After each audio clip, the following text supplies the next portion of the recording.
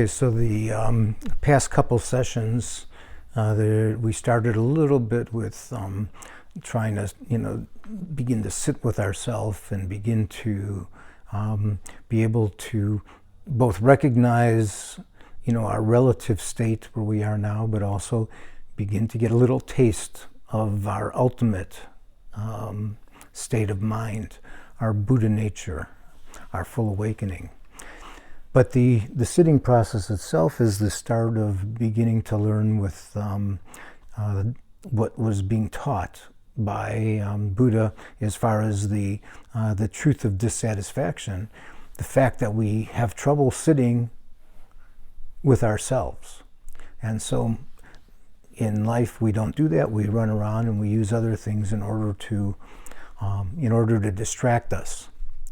And so because of that, we don't try to look for any particular process. So that's kind of the first step. That's the truth of dissatisfaction, the truth of pain and suffering. And so we began to talk a little bit last time as well about the emotions, which become the cause. Because as I said, Buddha had a psychological reason for what he was teaching. You're not going to look for what the cause of pain or dissatisfaction is if you don't believe you have it. You think, oh, everything is fantastic. Oh, I'm great. There's nothing, I need nothing to work upon myself or nothing to make things better. So there doesn't become that inquisitiveness of the spark of wisdom from our mind that begins to say that's all that is not right. And so when you begin to look for the cause, the cause of suffering comes from our distorted mind. Okay.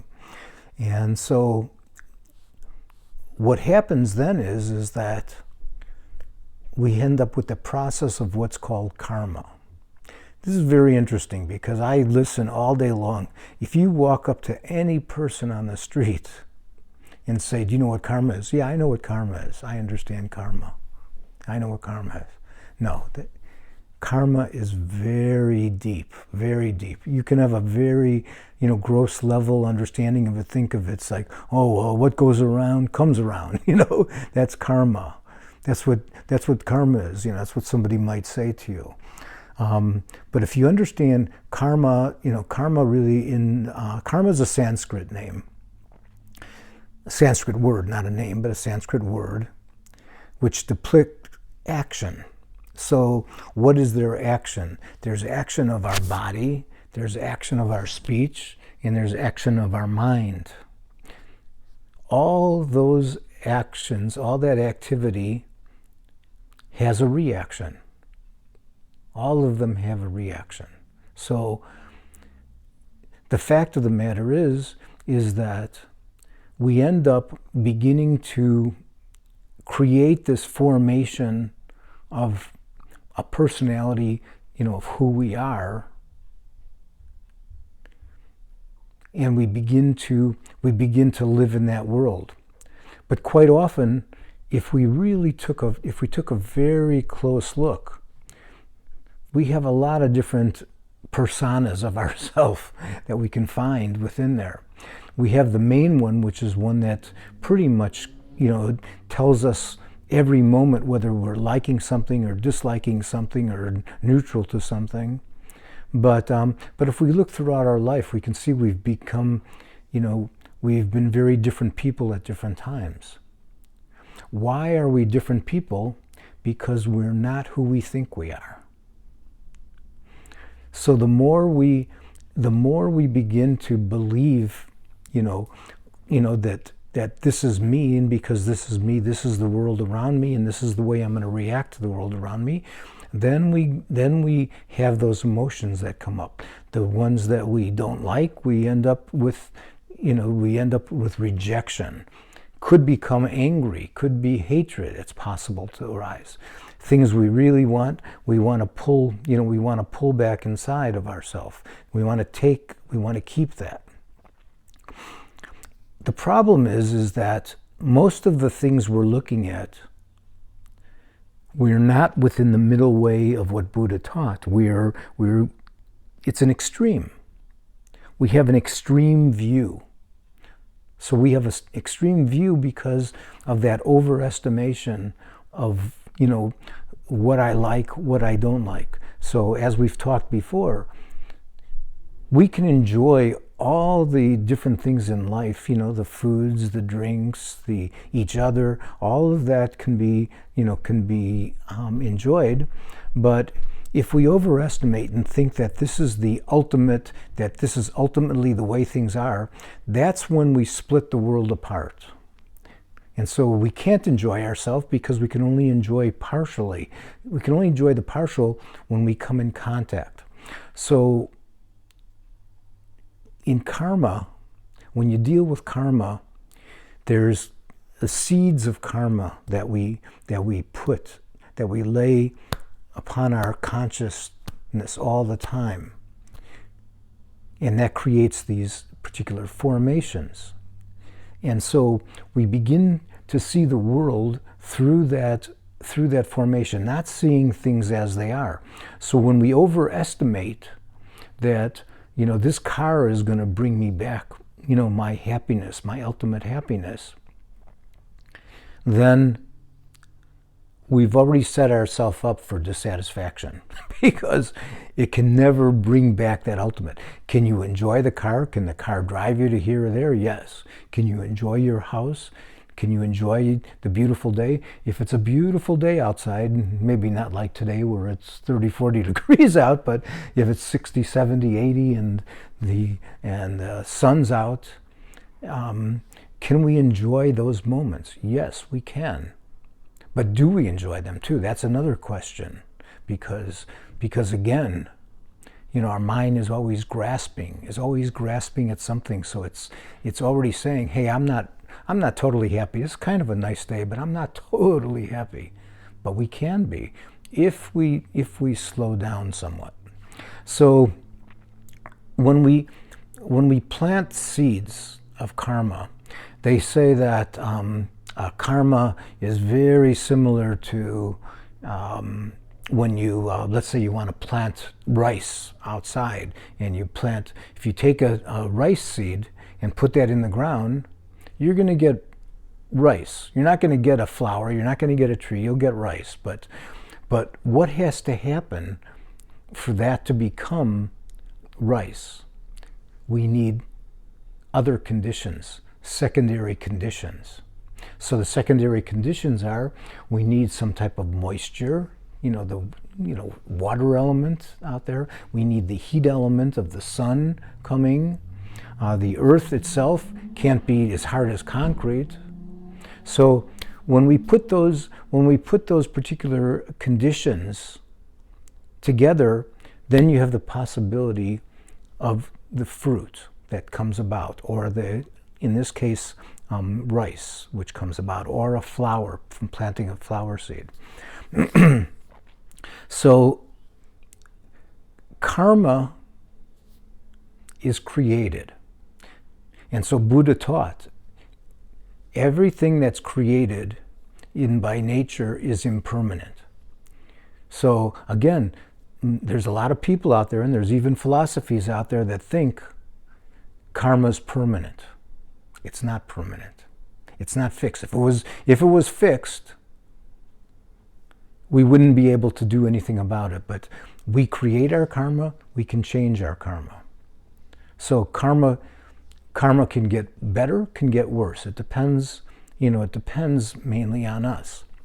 So when we plant a seed to become irritated with a particular situation, that seed is in there, it's dormant. But if we come into the secondary condition of something irritating us,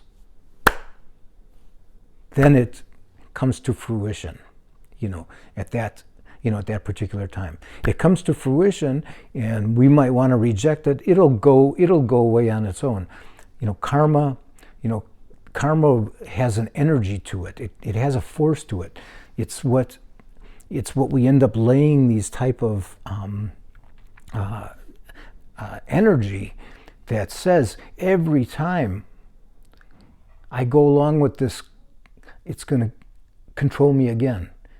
That's why samsara, the chains of karma control us. As long as what we try to do is, we think the only thing we need to do is stay away from the outside condition. Impossible. Doesn't make any difference.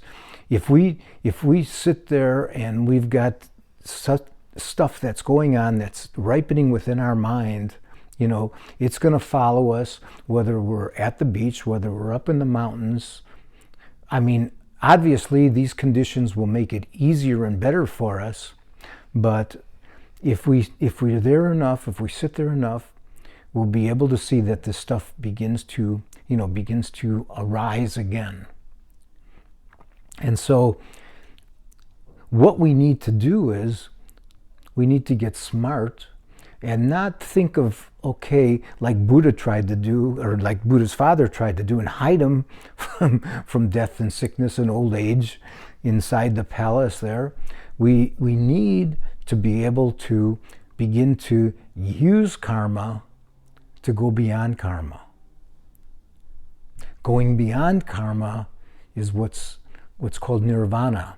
That's basically the third noble truth, the truth of cessation, the cessation of suffering. So, to not get too far ahead of myself on that, we need to begin to understand that to go beyond karma, we have to start using karma in a correct manner. So every opportunity gives us an opportunity to create positive karma. In the end, we have to go beyond karma. But we're not talking about the end now. We're talking about the beginning. So just like we talk about how nice it is to go to the mountains or go to the beach, and it's, nature and it's relaxed for us, by starting to do the right things, with our body, our speech, our mind, we begin to create the aura, the atmosphere, which allows us to go beyond karma. Because there's not conflict. Negative karma, then, negative karma is done through the body. So through the body, when we go to harm somebody, that's negative karma. At the same time, we're harming ourselves, because again, there's actually not the separation we think between ourselves and other living beings. And so at the same time, it's creating internal conflict, internal pain, that's going on, within ourselves. So by doing things to harm others, or by using our body to take advantage of somebody else, steal from them. Why do we steal from them? Because our confused mind thinks, oh, this is me, and I deserve this, and they don't deserve that, and so because of that, I want to take something. I want to take something from them. I don't want them to have this, and so that's where using the body for stealing, for hurting somebody else. It creates this negative karma. It also creates an energy out into the universe that comes back to us as well. So all activities, basically, the strongest karma that's created is created when we have the intention, let's say, to harm somebody, to steal from somebody, and then we do the action, and then we're very happy about it afterwards. I'm glad I did that. They deserved it. They didn't deserve to have that stuff, that house, that car, whatever it is I stole from them, or nice pictures or whatever. I should have it. And so my distorted state of mind gets further distorted. It's not seeing the right way. It's not seeing clearly. It's being very, very much distorted. And so that, again, what does it do? So it not only creates a karma at that time, actually has an immediate effect in our mind. If we looked very closely, when we say something, using our speech to hurt somebody else, when we basically, think things badly about others, if we look very close inside of ourselves, we'll see an unpeaceful mind. We'll find that state of being within ourselves. So it has that immediate effect. The other effects that it has, the long-term effect is that by following through, this also has effects on what comes back, what basically comes back to us in life. And so from that standpoint, we're basically laying out a complete picture of fabrication and, being caught and staying within that. Now, when we begin to use karma to go beyond karma, we then begin to take a look if, for example, out of some clear state of mind, we're able to see a little bit that somebody is in some pain or hungry, and we go to share a little bit of food with them to give something to somebody, that creates positive karma. And if our mind is in the pure state and really feeling, the pain of this other person and wishing to remove it by giving them food or something to drink if they're thirsty, by being able to do that,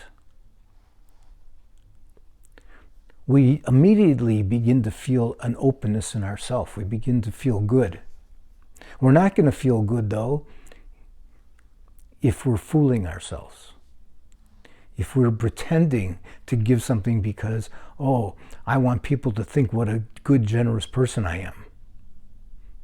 Because everybody else thinks you're good and generous, they don't send in one of those votes like they have on TV or something for somebody like who's going to be the winner of this music thing or something. They don't get to say, your karma's going to be good because you were very good and gave all that. You'll have some positive karma from giving, but giving from the wrong state of mind, from the wrong motivation, it kind of destroys it to a pretty decent degree. Now, as I said, there's still some karma there and there's good, with that. We can also create bad karma by not necessarily meaning to do that, but karma can come back even when we're not intending to hurt something. But let's say, for example, we can't help ourselves when we're driving. There could be bugs, that we end up, going by and killing. That has some karma to it. There's some, negative karma to it. It doesn't have the intention that I want to kill that bug, which is the most important, the most powerful part of the karma, and then doing it and then being happy afterwards. But it has some karma. So there's, karma is really difficult to see, really difficult to understand. But on a basic level, what is taught in the Buddhist teachings, what is the important things at the beginning of the path, which is called purification and accumulation of merit. So merit is these positive activities. Positive activity even of meditation, positive activity of sharing something, positive activity of helping somebody. It's kind of like a spiritual bank account. That's where the atmosphere comes in. We end up with creating that atmosphere enough. We might actually start to feel good enough about ourselves that we're beginning to see, hey, wait a minute. There's more good feelings and deeper good feelings because we've begun to go on through the layers. We've left these layers that sometimes when you sit in meditation, you sit there and basically you begin to see it's kind of like an onion. You take off one layer and there's another layer and there's another layer. I always love the example that was like the especially from, when I lived in the East. I don't have to do it here, but when I lived in the East, I had to wash my own clothes.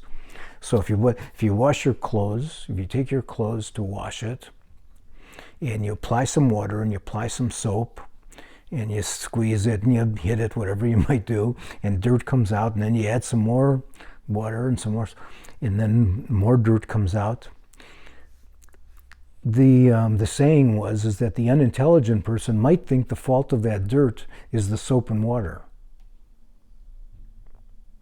In this case, the meditation doesn't create the pain and suffering inside of ourselves. It's beginning to see it, beginning to recognize it. So this type of karma, when we begin to understand it and understand, how deep it is, we can then, as I said, begin to use it so that the distorted mind that grasps at me and mine and wants to push, other things away from ourselves, begins to do some good things. So it's a beginning of the spiritual path. It's this creating this atmosphere, creating the accumulation of positive karma, positive energy within ourselves. So when we look at the mind, the state of mind, the consciousness, the state of thinking, that the best one I love is with the great Buddhist poet. He was actually Indian, Shantideva. So Shantideva, which I like to repeat always, he has one of his sayings that the person who thinks, if I give, what will I have for myself, becomes like the leader of the poverty, of people within poverty. The one who thinks, if I keep for myself, what will I have for others, becomes like the king of the world. In other words, like a Buddha, awakened, because the thought process, which changes, and the karma involved in that. And the beauty of karma is actually very, very interesting in the sense that if our mind is extremely creative, and let's say, for example, we're beginning to, work on developing, bodhicitta, the awakened mind that wishes to help others. And we begin and we start with somebody who we feel very close with. And we see the kind of confusion and the pain and suffering they have, and understand that we would like, to help them. That particular thought becomes fantastic. It opens up our mind because we're thinking, I want to do something for them. But then when our mind begins to allow us to go with what the concept behind the Mahayana, the great vehicle, it's going from a bicycle, to a spaceship, to go faster, is because now I can begin to spread that out to all these people that I know. And then I can begin to imagine, or I do the, breathing meditations like Tonglen, where I take in their pain and give them, those that are hungry, give them food, those that are thirsty, give them water. And our mind begins to expand, throughout the universe more and more. That type of karma becomes, why is it a faster vehicle? Why is it so quick? Because our mind opens up so much faster. It becomes hypersensitive to the universe around us. It actually feels the universe around us the same as we feel ourselves. The way is we try to protect ourselves in the same way we want to protect, we want to protect others. And as that begins to spread to others, the same way as we have, understanding for somebody close to us when they act in a certain way. But if we see somebody else doing that, we maybe have no patience. What kind of an idiot is that? Who would do something? But if that was your child or your mother or whoever that you feel close to doing it, you have some capacity for understanding. So this type of karma begins to grow. And so, in the heart area, it's like the lotus flower that's sitting like this, that begins to, begins to open and begins to open and open, and the openness, we begin to relax, openness of our mind. In the Bodhisattva's path of developing, it's the type that says, if your mother is in the house over here burning, you're not going to sit there and say, oh, I'm a little bit tired right now, I'm not going to do anything. You think to yourself, I'm going to run into there myself and get them out. That's the Bodhisattva attitude that begins to develop inside of your mind, that start to think all these, all these living life forces, beings are suffering, are within pain so much, I'm going to take it upon myself. So that's the attitude. That's the attitude that when I'm going to do my meditation, I'm going to do my meditation because I want my mind to awaken to the state of benefit for others, for all living beings. And when we're fortunate enough to have certain material things and we're able to share those with others, we then begin to find, why is it that some people, no matter what, find it very easy for things to come to them, material things to come. This is a result of giving. In the Mahayana path, the first of what's called the paramitas, which means gone beyond, or you could say the perfections of giving. So that's where in that where Shantideva was talking about in the perfection of giving, to be able to think, if my thought is, what will I have for others if I keep this for myself, that selfish thought is what holds us back. But when we think, if I have this and are able to share, now, this doesn't mean that we give away everything because we're not able to, because once we've given everything away, we're not actually able to deal with our own life properly. We have to understand where we are on the path. So we're kind of like Lama Yeshe used to say, we're kind of baby bodhisattvas that are training. We're little ones just beginning to learn. But once we begin to have this capacity, and say we begin to do, at first, even when we do, even the Tonglen meditation, the giving and taking, that you breathe in pain from somebody very close to you and breathe out, peace and happiness to them. Sometimes it feels, I don't know, I want to take on some pain and suffering from them, or if I'll take it on from them, I'm not going to do it about my neighbor over there, So as our mind,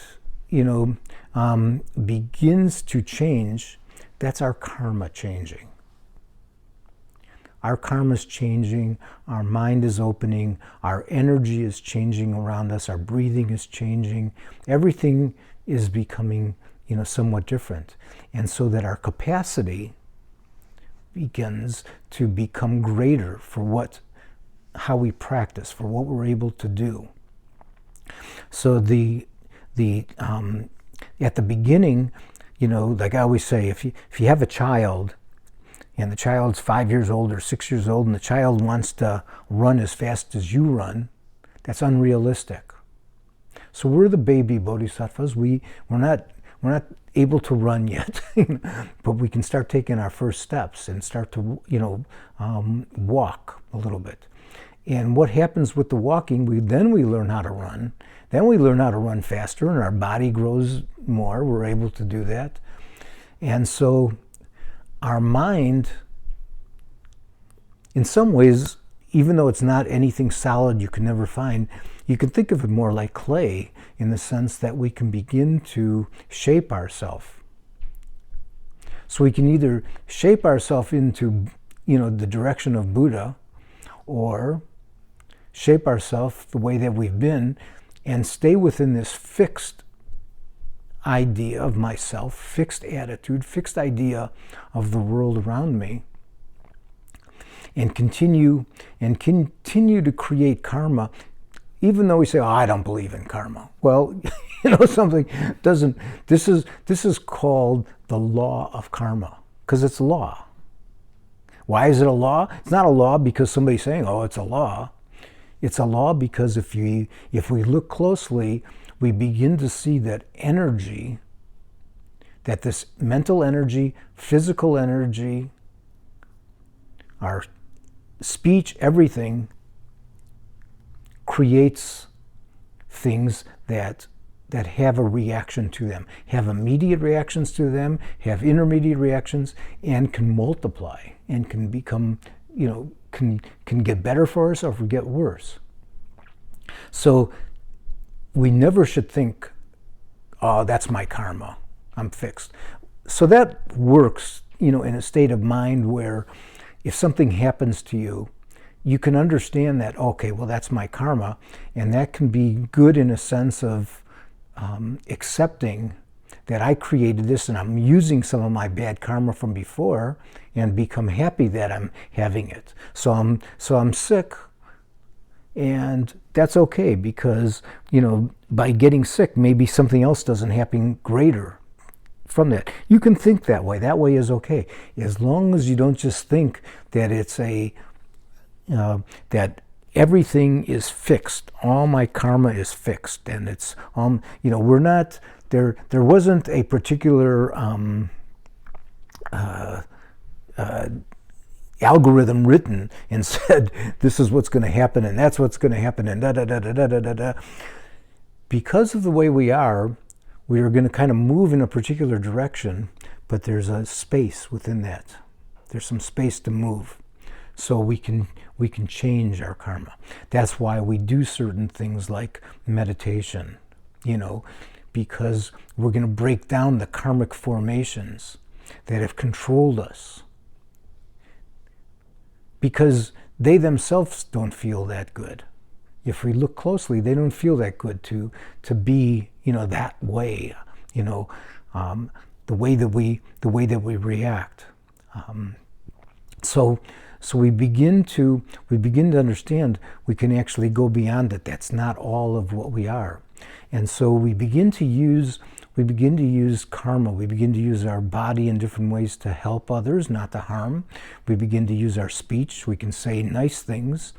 And again, hopefully they're as pure as possible, not mixed with something that, I want that person to like me, so I'm going to say, something very kind to them. And so out of the pure state of mind, we can begin to act in a proper way. And when that takes place, then we begin to see that the energy is completely different. So when we come in contact throughout our day with different situations that usually have particular control over us, if we can become a little bit, if our awareness allows us to start to look at it and not immediately fall back into that pattern, fall back into that formation as much as possible. So, the interesting thing is that, Buddha, who was around 2,600 years ago, when he began to create different things as far as vows for the monks. They didn't just, all of a sudden Buddha just didn't come out like Moses came off of the mountain, with the 10 Commandments. Buddha, somebody did something and he said, maybe we have to make a particular type of a vow, okay? I'm not going to do this or I'm not going to do that. So the kind of power of the mind that on a particular day that we know we're going to work with somebody, we know we're going to become in contact with somebody that we have a hard time dealing with. And so we can start taking a vow, okay, so for the first 2 hours, there's not any way I'm going to let them bother me. Power of the mind. We make a particular decision. Okay, I'm not going to allow that. 2 hours passed, worked. Okay, for the next 2 hours, I'm not going to. For 1 day and for 1 week. So they have things where you take vows for a day and different things, because there's a determination within the mind that can make it possible for us to deal with our situations rather than our situations, controlling us. So the importance of beginning to understand that there is these different methods along the path that we're going to need in order to go along and to purify our mind and to create positive karma. They're kind of both the same thing. If you're purifying your mind, you're creating positive karma. If you're creating positive karma, you're also purifying your mind. But some are very specific. There's certain meditations that are specific for purification of things. So we go along the path in order to become, in order to have the situation that allows us to take on bigger and greater types of things that have kind of engulfed us. So, in the end, we will go beyond karma. We won't be creating negative karma, we won't be creating positive karma. You go beyond it because the true nature of our mind is beyond conception, is beyond conceptuality, is beyond this. And the beauty is that can be touched on at any given moment. Even while we're sitting there with meditation, that all of a sudden we let go, because when we're sitting there in our meditation, we can also see that there's this grasping. So the grasping, is always grasping from this is me and I want to get away from this. And I'm grasping, it always reminds me of like if you were on the Titanic and you've fallen off and you're scratching at the paint. We're scratching at the paint all the time. But we can let go of that process. We can get to the state of non-meditation, non-doing, going beyond the conceptual mind. The interesting thing is we begin to find that if we sit with ourselves, we can begin to find out that this energy appears to us to be exactly what we think it is. And so we want to push some things away and pull other things, to us on an ultimate level. But if we look at it, we find it's only energy. So when you begin to go along the path, there's, different mind training. So in the Mahayana path, somebody might be thinking, again, okay, well, my mother's in that building burning, so I'm going to go in and get her. This pain is inside here. I want to take on the pain that's in the knees of all living beings, take it upon myself. And so sometimes that genuine open mind that happens begins to work differently, with your own body. Or you begin to use the Vajrayana path, the tantric path, and it's beginning to learn to use, and that's the path with transformation, alchemy. We begin to turn whatever that is into bliss. Just like Lama Yeshe, when the doctor went in because he was having this heart problem, and people kept bothering, go to this specialist, I think in California, and open him up inside, and he wouldn't take any particular types of painkillers at all. And afterwards, the doctor said to him, "Oh my God, what a good patient. He didn't give you anything." And he looked and said, "Simply bliss, darling. Simply bliss." He had the energy to turn everything into bliss. So, and then of course, as we go on a little bit as well into the Mahamudra and into Dzogchen, mind, the mind that learns to, it has a little button that we've never found that says release. There's a release factor that can release things that are going on. And the beauty of all this is that this is all our potential. This is all, possible for us.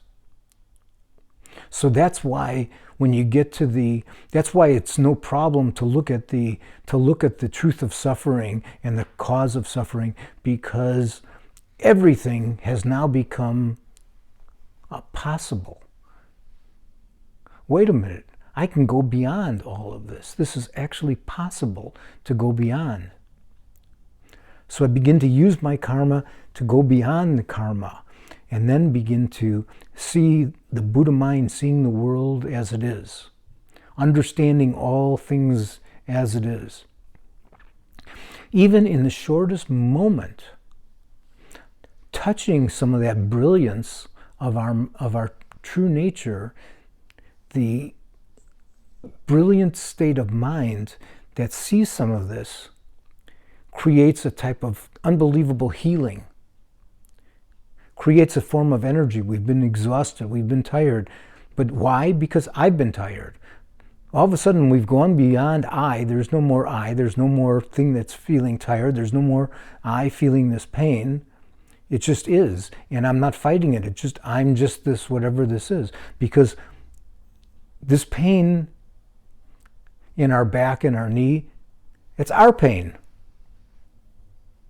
That's good. If it's our pain, then it's ours. So if we begin to work with that, we transform that karma, because we begin to not see ourselves as separate from it. So now what's been, wanting to only live in a certain part of us and reject this other part, we begin to reach the wholeness, the totality. That is Buddha, totality, open mind. So I think that's good for today. Any questions? We can talk, or we can end, whichever. Mama, yeah, sure. It means he was he did change his nervous system in response when he have a surgery without an analgesic, right? Mm-hmm. So does it mean that his attainment, spiritual practices transform his nervous system work differently then? Yeah, just like ours can. And reflexes and all nervous system rewire different. Yeah, well, the nervous, when you move into the tantric practices, the physical nervous system that we have is mirrored by our psychic body. So we have three channels: the main channel, the central channel, which is in our practices where which we will try to bring our energy into that central channel. And then we have the right and left channel. So when we do the 9-point breathing, if you were doing the visualization, when you're breathing in, coming down, holding in the junction here, and then coming out. That's the three main channels.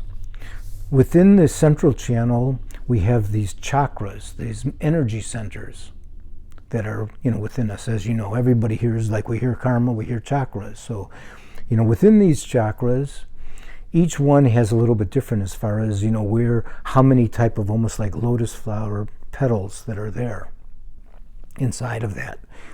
Going from them are more channels. So we talked about the three channels. From the petals?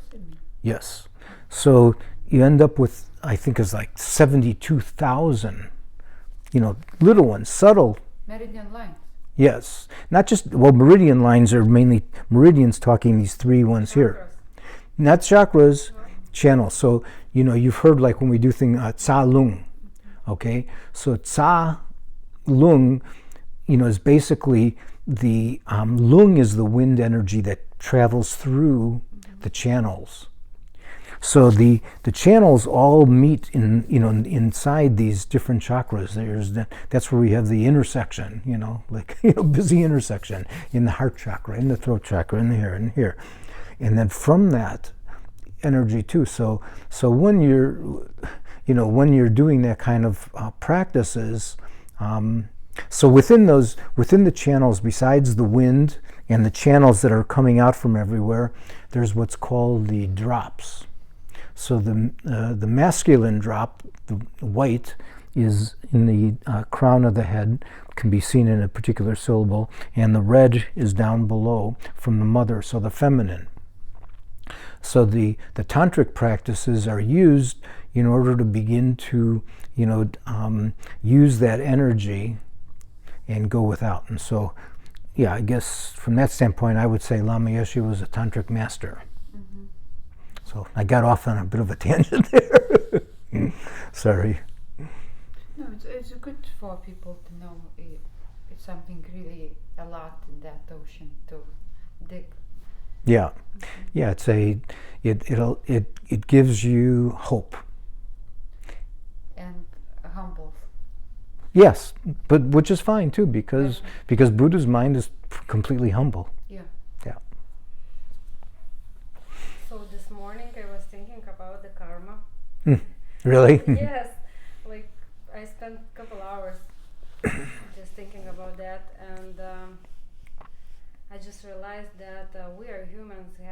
Only we have choice to choose how to live. Nobody else on the earth, any other animal or life doesn't have that opportunity. So we have two options: either live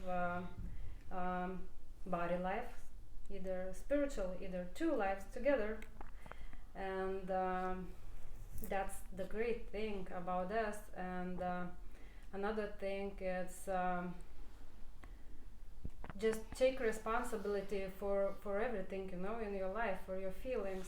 Just do not let others, decide.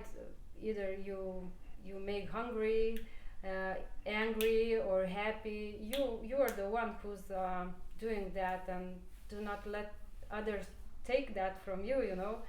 I mean, and No, that's exactly that's that's the karma, right? That's the karma. Yeah, but that's I mean, what you said is correct. There's nothing nothing and wrong. the habits, I mean, I was thinking all my life that habits is good, but it's basically it's a program, and if you want to live a conscious life, then you have to just avoid programs. Just do everything differently. Right? You can if you can have patterns and habits if the habits aren't you.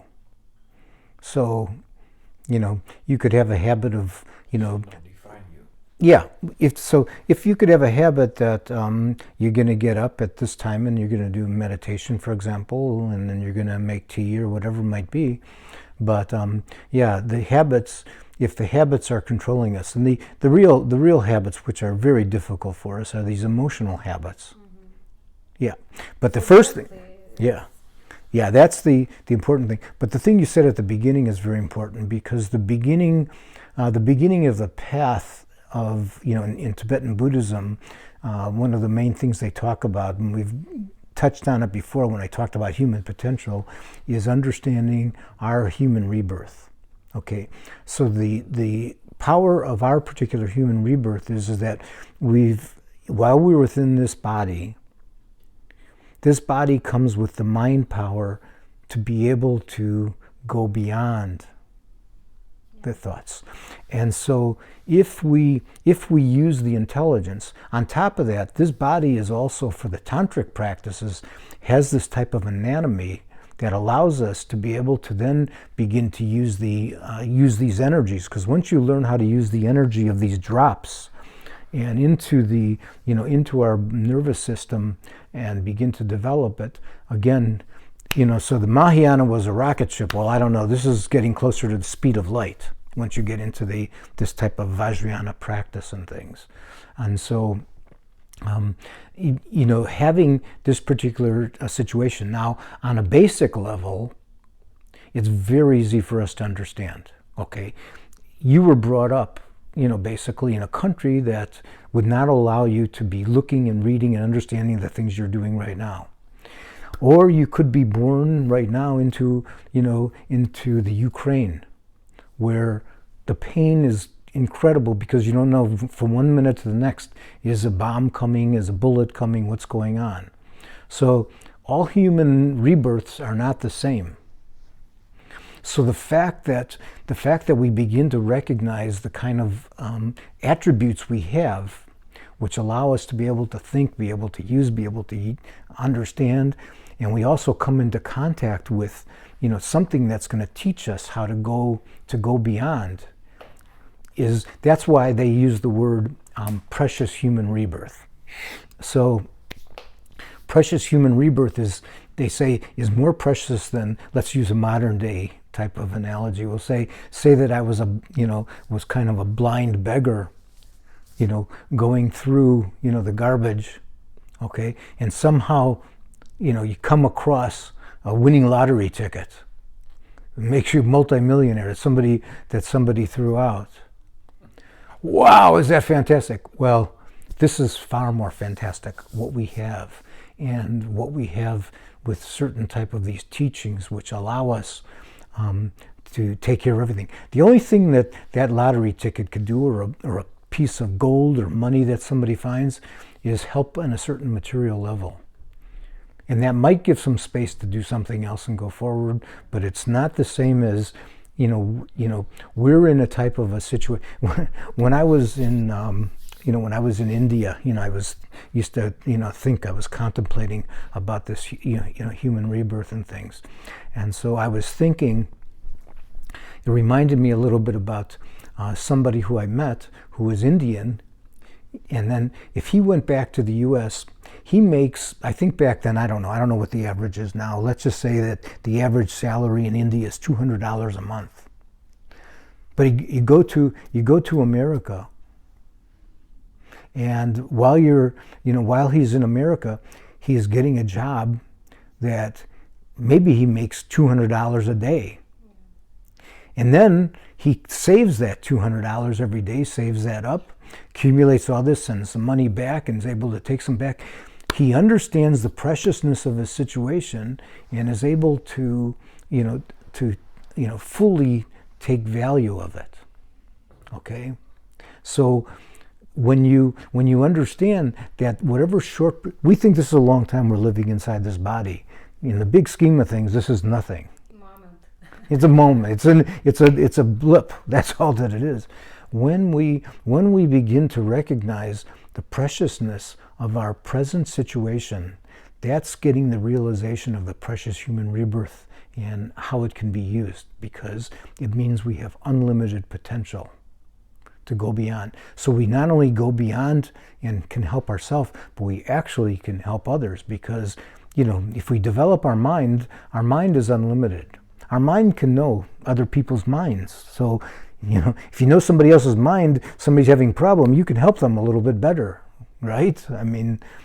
So we can do different things, these type of energies and powers that come about from using it in a valuable way. So that's kind of like, you had a little bit of a understanding that situation and the preciousness. Yes, and You have to go? Okay, we'll take one last thing and we can stop, or you can just go and we'll stay here tonight. I would prefer that. You continue, I will be back. But finish until we finish video. Okay, go ahead if you have to go. You okay for a little bit longer too? A little bit. Yeah. Okay, so go ahead. so Go on. another You can go. thing, which is I connected with the karma. It's like live your life this way, that before you die, if you would think about what life you had, you wouldn't be shamed, and you would be happy that you lived like fully, you did something great for others, and So you even for yourself. If not for others, then for yourself. No, that's very good. What you're really doing is understanding. So these teachings of the precious human rebirth follows with the teachings on impermanence and death and dying. And so one of the beauties of the teachings on death and dying is that it's kind of like, it reminds, if you, let's say for example, when you were in school, and all of a sudden it gets to be the time you've got to take a test, the exam. If if you studied and were prepared for that test, you're fine. You're happy. You feel fine. That's okay. I understand these. I've studied for this. I got these answers. I'll be fine with it. So it kind of tells the thing of where if at the end of your life you're able to look back and say, I used this to purify lots of negative karma, to develop positive. I used it in the proper way. The great yogi Milarepa loved using death because people, again, the opposite of death is permanence, which is Buddha taught. The Tibetan is mitakpa, which means everything's changing each moment. So always things are changing. And so we think that we're going to be here tomorrow, and probably we will be, but maybe we're not, right? And so that's the kind of thing of how he wanted to use his life thinking death was coming, and he wanted to, use that precious opportunity. So those are the first two starting with on that path with teaching, which is, teaching the human rebirth and then impermanence and death and things with that. And so that's where there's a little bit of contemplation that goes on that it begins to understand. Death is definite. Time of death is indefinite. And at the time of death, the only thing that helps is what you've done, what your karma is. That's the only thing that helps at that time. So, when you go and you see these women and things, if they've lived a good life, usually we're going to find people that are passing far more peaceful because there's not a lot of conflict going on. And I have to imagine, I haven't been around, but if you're around the person who's, taken a lot of people's lives and has really hurt people, he's probably experiencing the hell realm at that time. Everything is like pretty rough what's going on. So The last question. So don't worry, it's not. So okay. Ellie can leave. She can go. I heard some story and I use that method actually. For example, fly or mosquito, right? Wants to bite you. It's a life, right? You can't just take the life, right? But so I once heard that and I use that. I just say, I'm sorry, if you're gonna bite me, I'll be forced to kill you, right? So I always telling them, if you're gonna bite me, I will be forced to kill you, and I'm sorry. So I use that method. Is any other methods like? Of course. Well, the first one is just blow them off. Yeah, I doing that as well. Not just straight away. I'm sorry. Yeah. I'm sorry. As I said, the karma is going to work anyway. If you by accident, because you feel something touch you, go like that, but you didn't mean to kill it, and you kill it, there's going to be some negative karma there. Is there something else? Yes. Some of the, as I said, there's some of these prayers that some of the, yogis will be doing, let my blood be, for those. Just allowed to hit you? Well, yeah, in my opinion, if you ask from, Buddhist standpoint, I would say it's probably not the best thing to kill, from that. Okay, so Lama Zopa, was at Kopan. Of course, Lama Zopa is Lama Yeshe's main, student and one of my main teachers with Lama Yeshe, and so they all of a sudden they found there was mice in the room, and they found why, because he kept leaving food for the mice.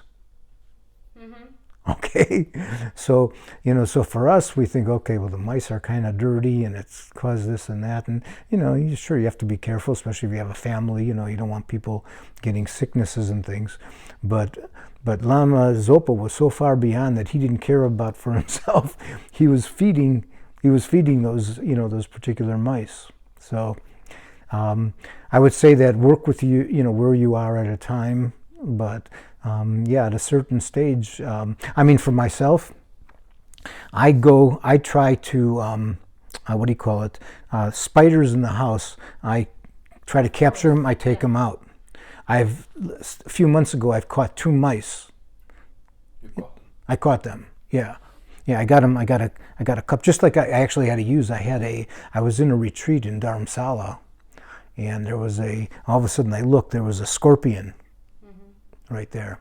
So, I put the glass over and put a piece of paper underneath and then took it out.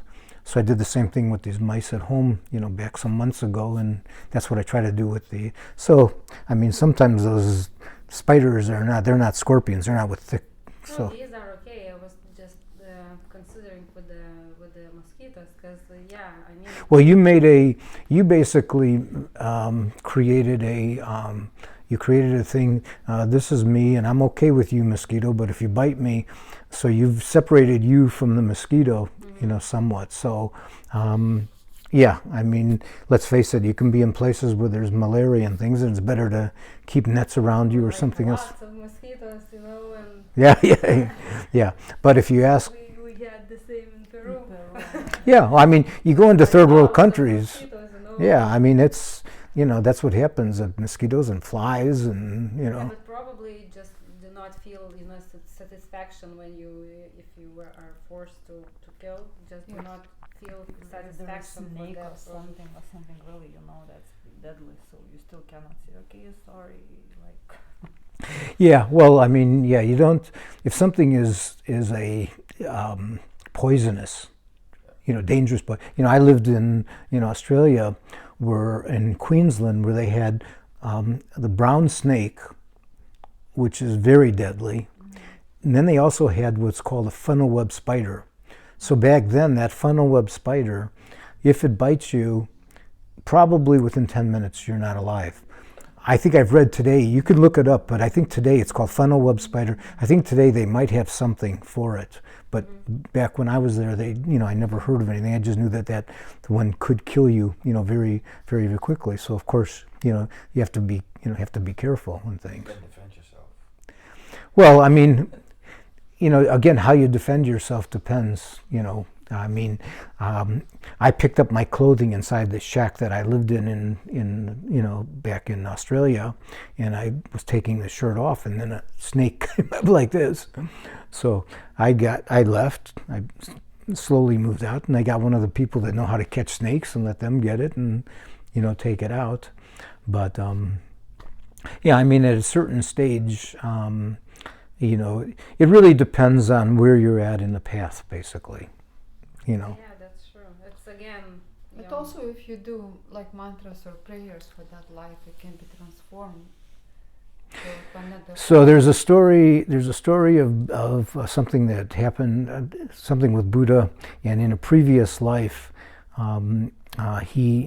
somebody was going to create a problem like on a ship to kill many people. And he said, I'm going to take on whatever negative karma, I'm going to take that person out so he doesn't create all this other negative karma by killing all these people. Or you can imagine back in the day, if you have the opportunity to take out Hitler or something, right? There's situations. But did he suffer some karma from that? Yeah, he still had some karma from it. I understand, but you take responsibility, you transform it with your good intentions, with mantra, with prayer.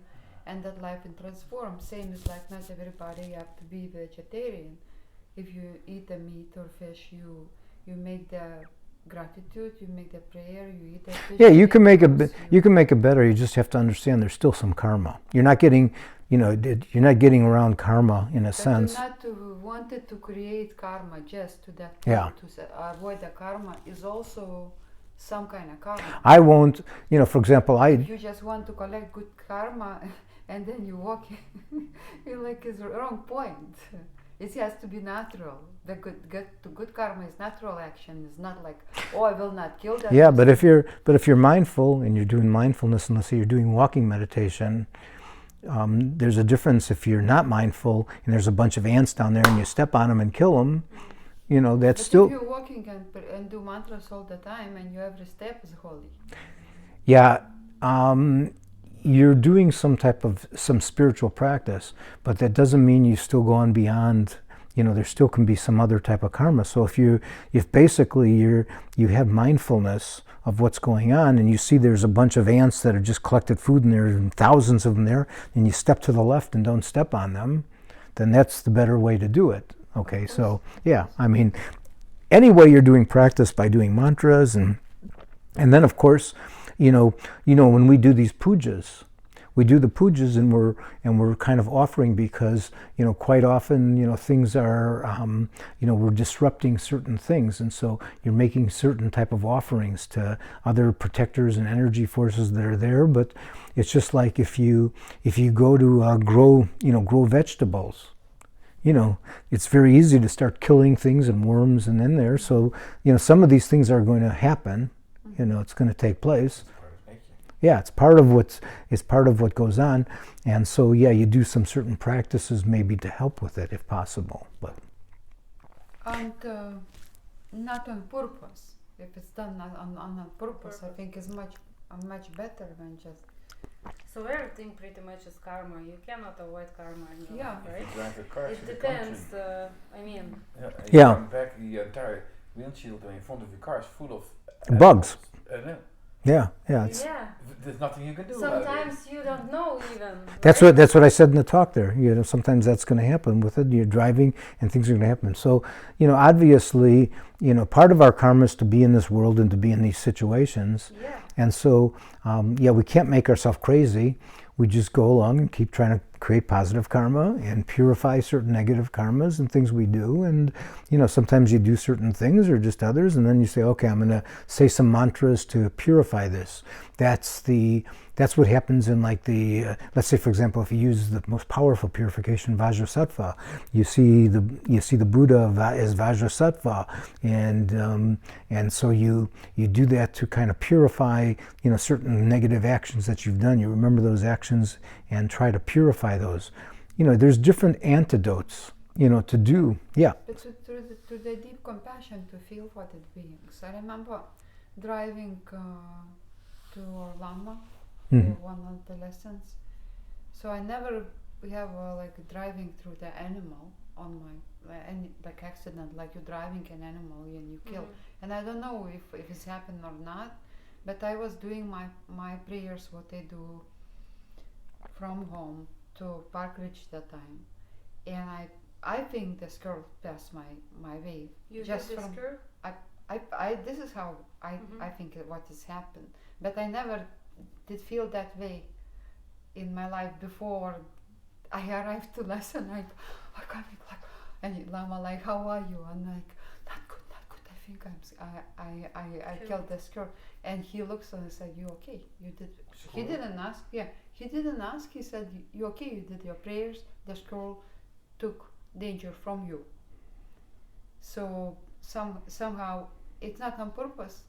She just jumped. Well, and I'm not sure actually if I killed or not. Maybe just my. Yeah. Just thinking. No, but possibility is. But that's why I said the most powerful one has three parts to it: intention, the action itself, and then being happy about it afterwards. That's the one that seals the worst one. That's also the one that seals the best karma. I'm going to do this meditation for the benefit of others, and I do this meditation, then afterwards I dedicate that to them. That seals it positively and holds it as well. So again, it's using karma to go beyond karma, but if things are happening where you're driving, you're not intentionally killing something, then of course, you know, that's much different than you say, you know, there's people that drive and they say, oh, there's a squirrel, and they try to go and kill it. Yeah, exactly. Right? I mean, you know, that's what people do. People look, you know, some kids, if they, whatever from their past lives, I don't know why, but if they see something,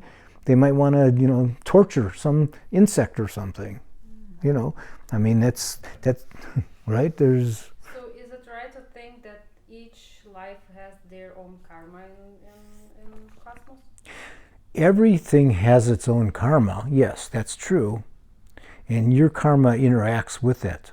So the best way is like, you know, like what Bruce Lee said, I make myself like water. You know, so if you're able to, you know, as much as you can avoid, Moderate. the best that you can get around whatever that is, the better it is. But, you know, yeah, there's going to be, listen, you know, that there's people that, you know, let's say, for example, by accident you bump into somebody in their car and they get out and they get very violent and things.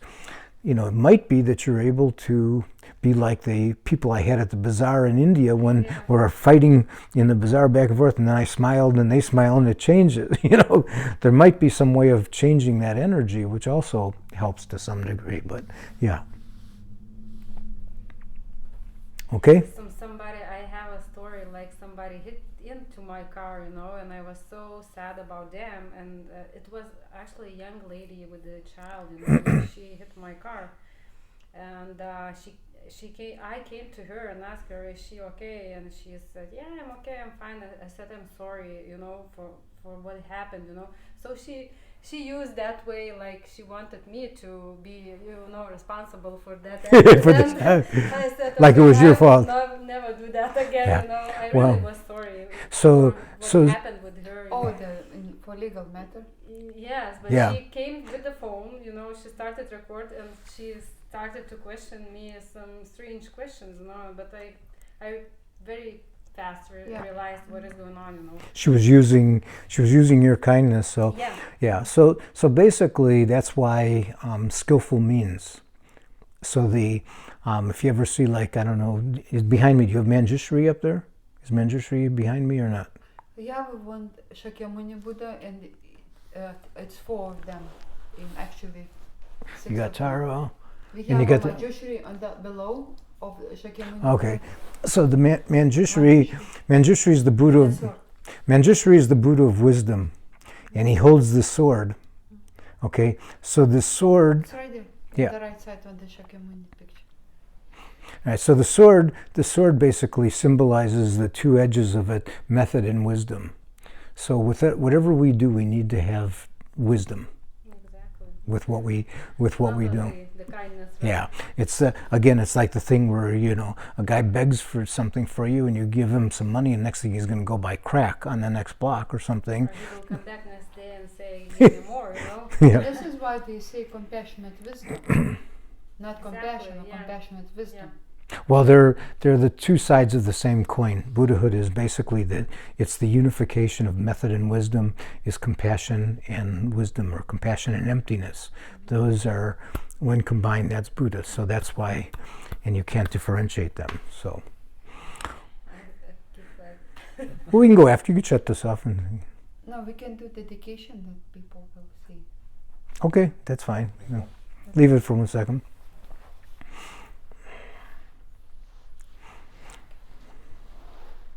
So we'll try to dedicate whatever understanding that's arisen, whatever positive energy from the earlier meditation and from the talk, that goes toward the result of awakening our mind for the purpose of awakening others, relieving the pain and suffering that's in the world, that's taking place with war and many other negative things taking place, and we want to use this positive energy for that purpose.